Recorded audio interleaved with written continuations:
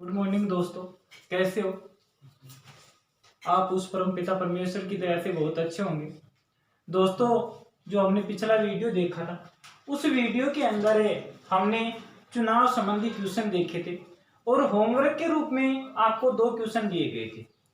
कुछ विद्यार्थियों के कमेंट के रूप में आंसर भी मिले और बहुत अच्छे मिले, राइट मिले।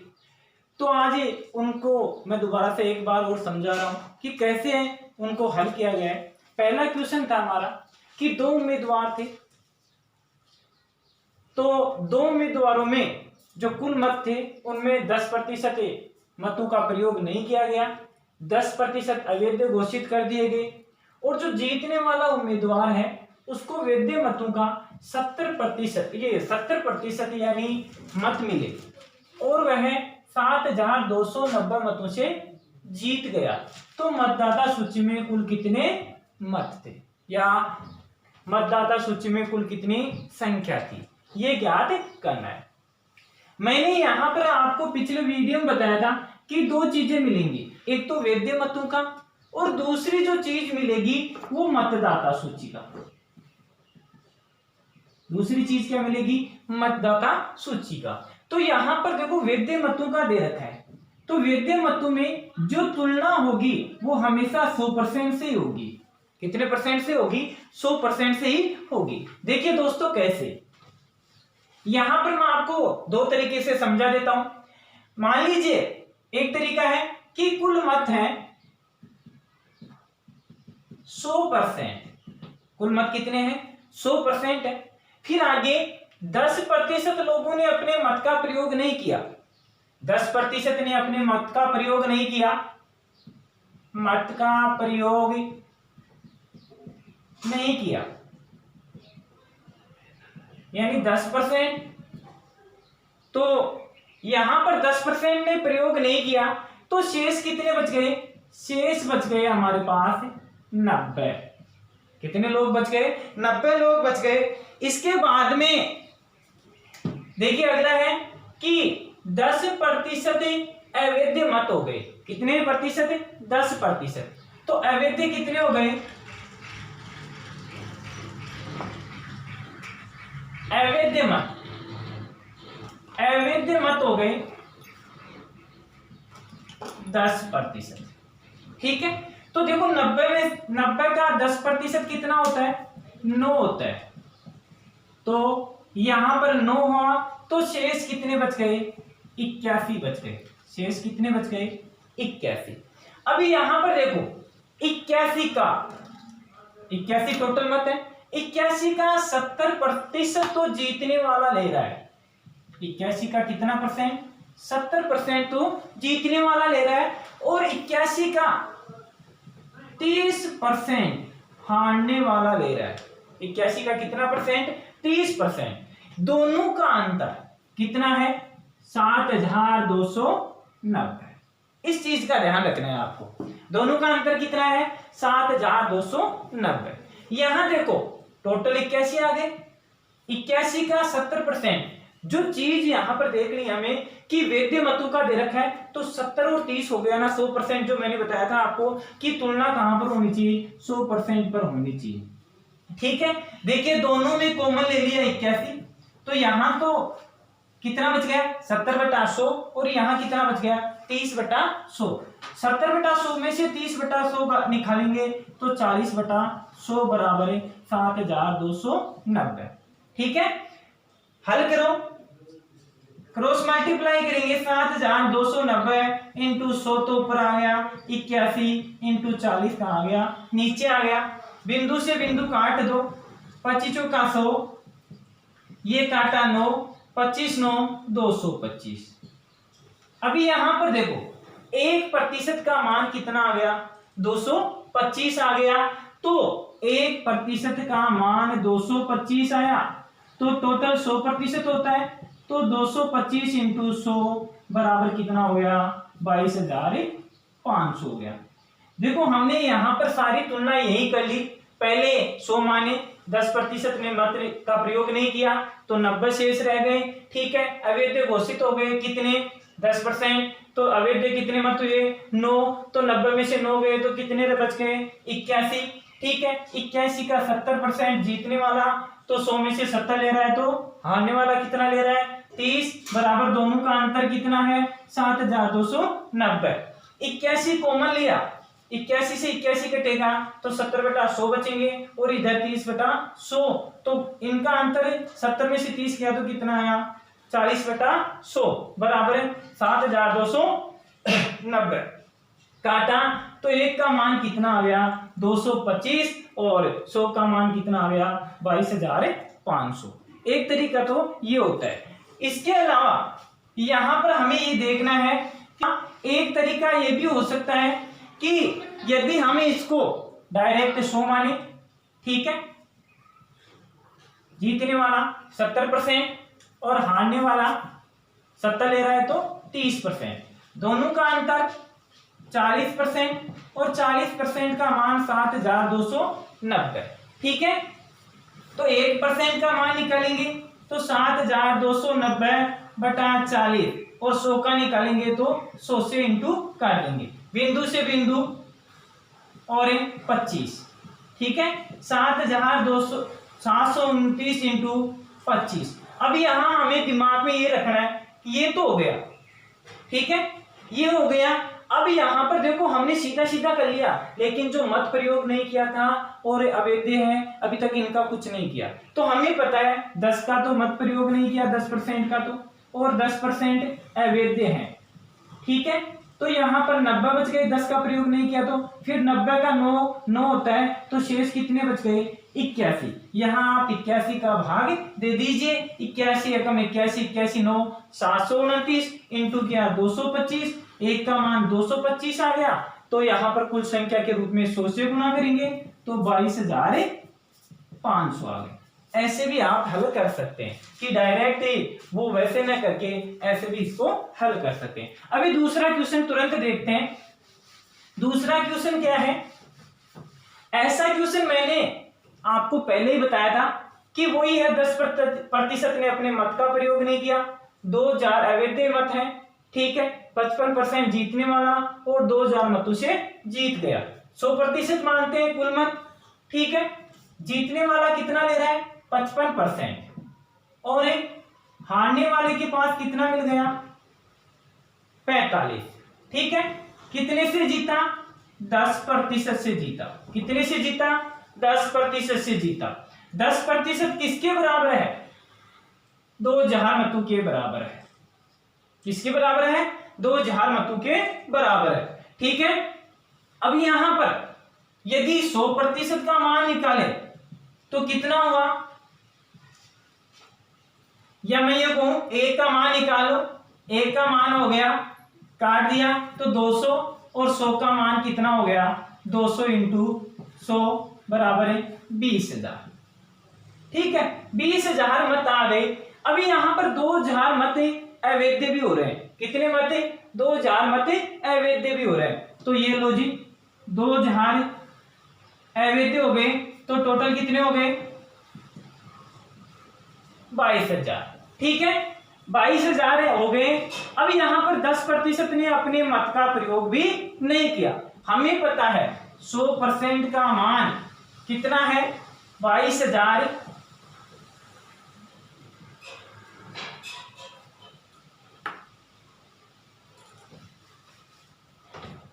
22%, ये 22,000 हो गए।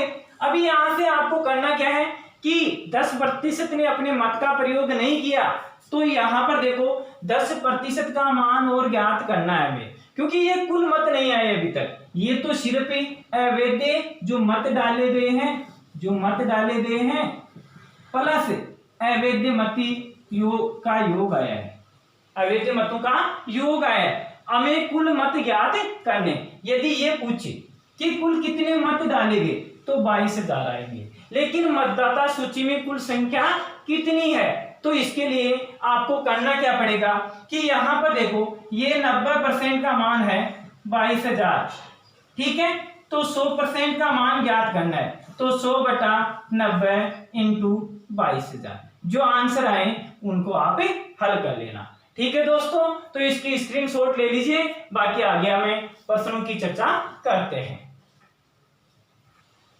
तो दोस्तों देखिए हमारी जो नेक्स्ट टाइप है उसका फर्स्ट क्वेश्चन है कि राधा अपने वेतन का 40% भोजन पर, 20% मकान किराए पर, 10% मनोरंजन पर तथा 10% व्यय करती है। यदि माह के अंत में उसकी बचत 1500 रुपए तो उसका वार्षिक वेतन कितना होगा। यहां देखिए दो प्रकार के क्वेश्चन बनेंगे, एक तो शेष का, एक तो किसका, शेष का, और एक है सीधा सीधा जो जैसा मैंने यहां पर रखा है। तो यहां पर देखो 40% भोजन पर खर्च कर रहा है वो, ठीक है।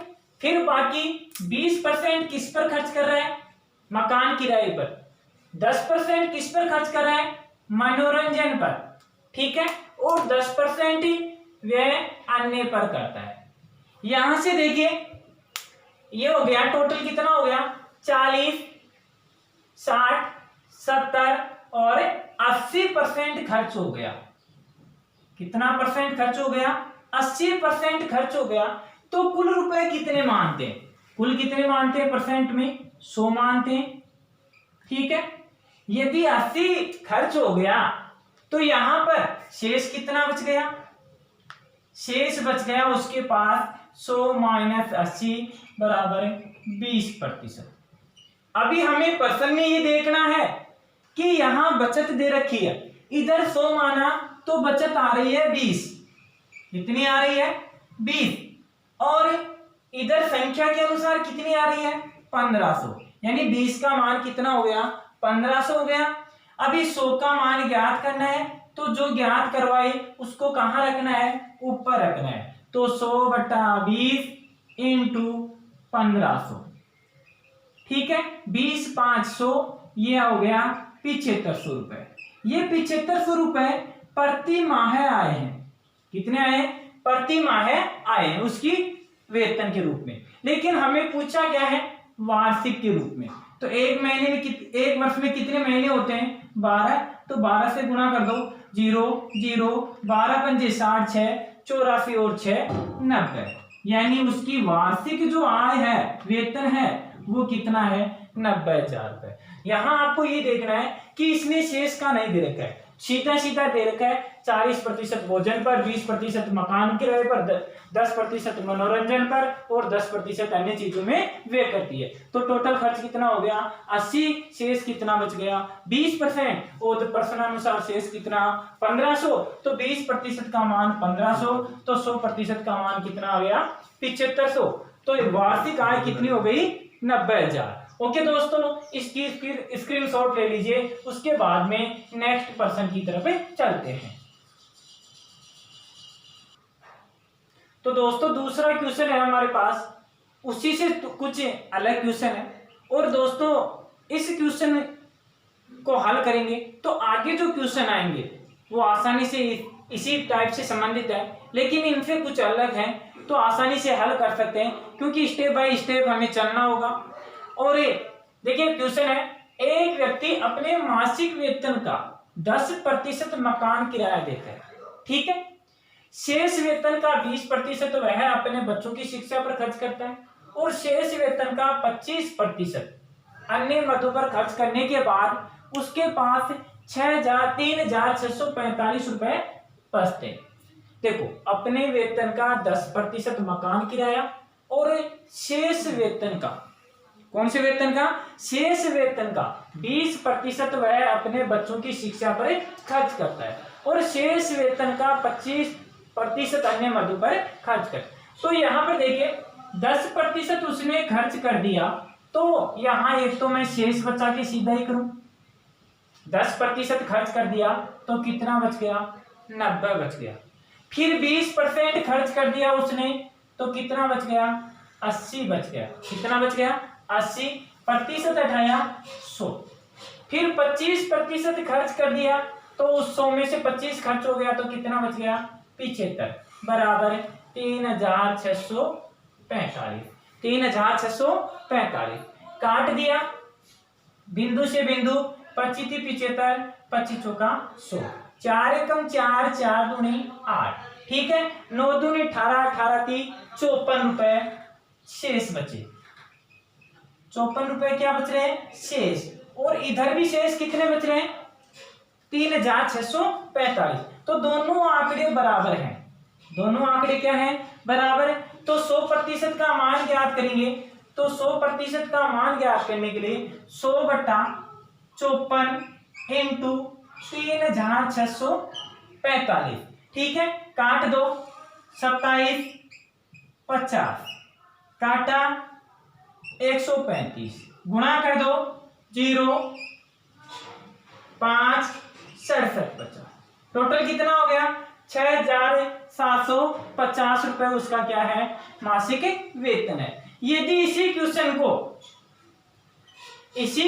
को मैं यदि शेष से न करके खर्च से करता हूं, जो खर्च दे रखा है ना उससे करता हूं, देखो 10% खर्च करता है, खर्च से कर रहा हूं मैं, 10% खर्च करता है, कितना बच गया 90 बच गया, ठीक है। शेष का 20% है, शेष कितना बचा 90, भाई 10% खर्च हो गया तो शेष 90 बच गया, 90 का 20%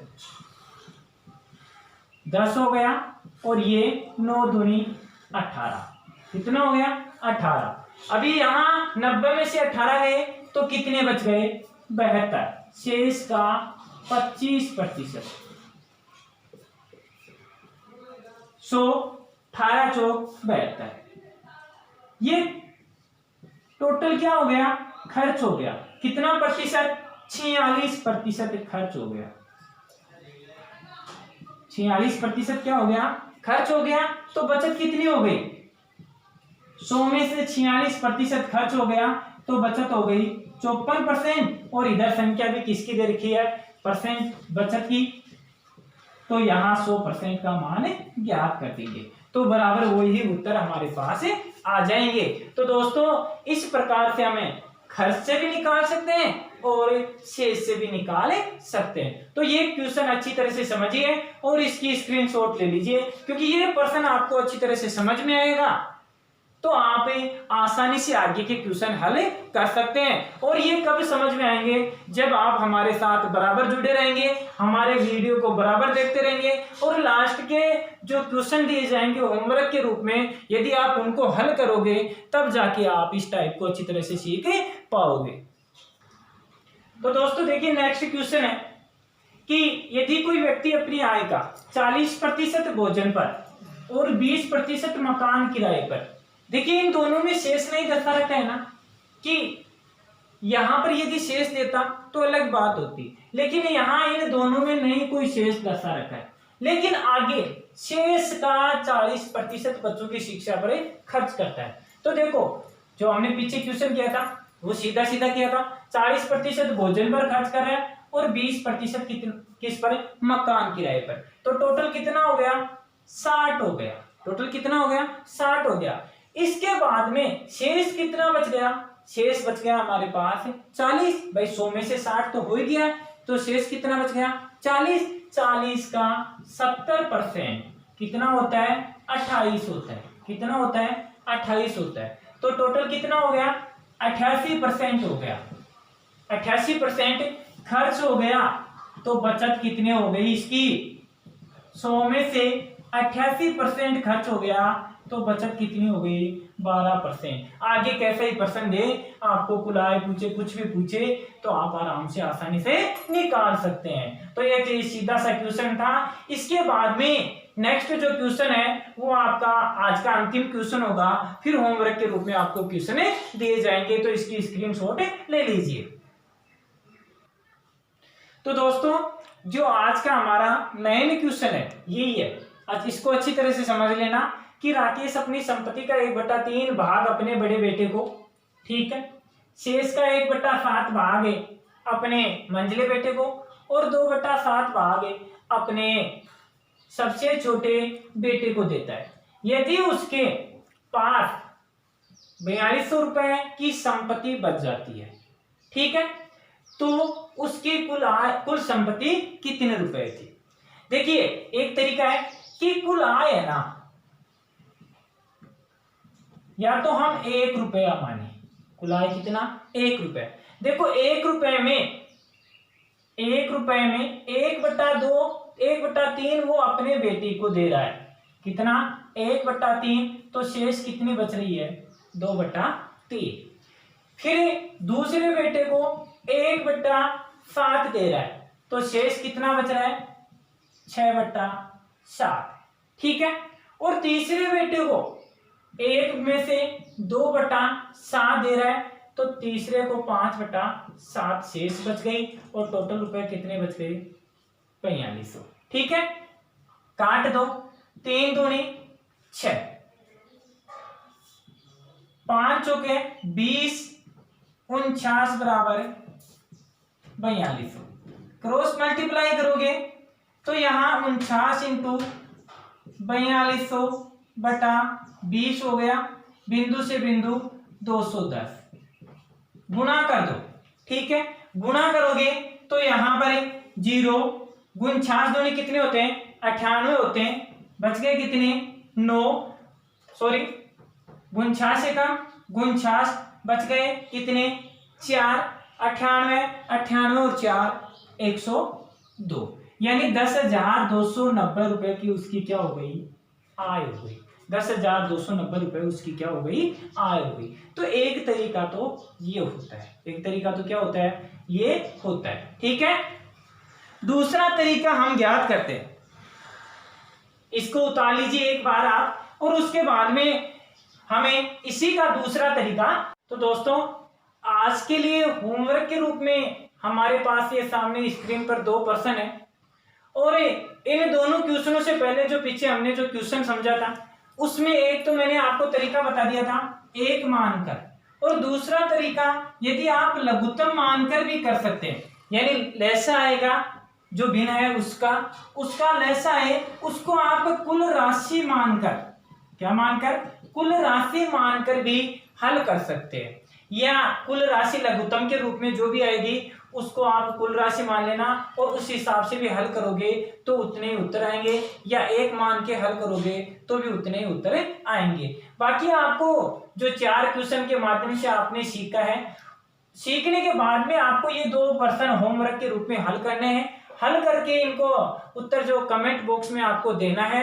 और दोस्तों, यदि आपको हमारी ये वीडियो या हमारे द्वारा जो पढ़ाया गया जो तरीका है, या हम जो आपको सिखा रहे हैं वो समझ में आ रहा है, तो इस वीडियो को ज्यादा से ज्यादा शेयर करें, लाइक करें, और साथ ही अपने साथियों को ये लिंक भेजकर इस चैनल को ज्यादा से ज्यादा सब्सक्राइब कराने की कोशिश करें। और इसी के साथ मैं आपकी उज्जवल भविष्य की कामना के साथ मेरी मधुर वाणी को यही विराम देता हूँ। जय हिंद, जय भारत।